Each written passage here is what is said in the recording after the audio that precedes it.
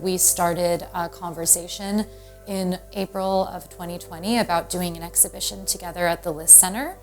I hit on Kodak as I kind of went through his, the films that he's made over the last 6 or 7 years as a really interesting work to present and counterpoint with Impersonator for a variety of reasons.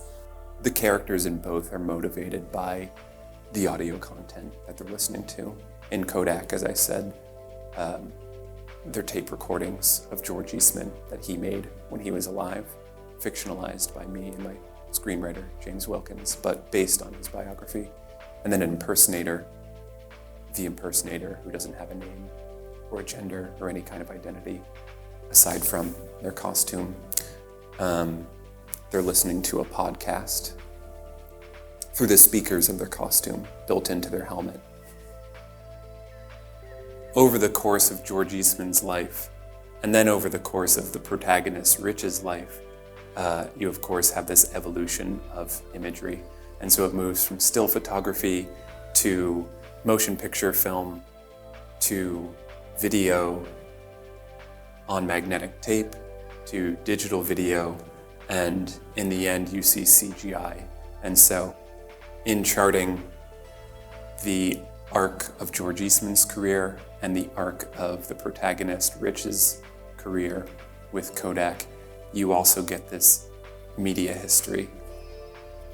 When I first moved to Los Angeles, I was interested in how Hollywood, right, the motion picture industry, seems to have this formal shape or like spatial relationship set up in the city, where on the south side of the Hollywood Hills you have Hollywood Boulevard, and that's what the tourists see when they first arrive. And you get these cheap versions of Spider-Man and Thor. When it came time to write Impersonator, because it's a short, I think I was comfortable writing it on my own.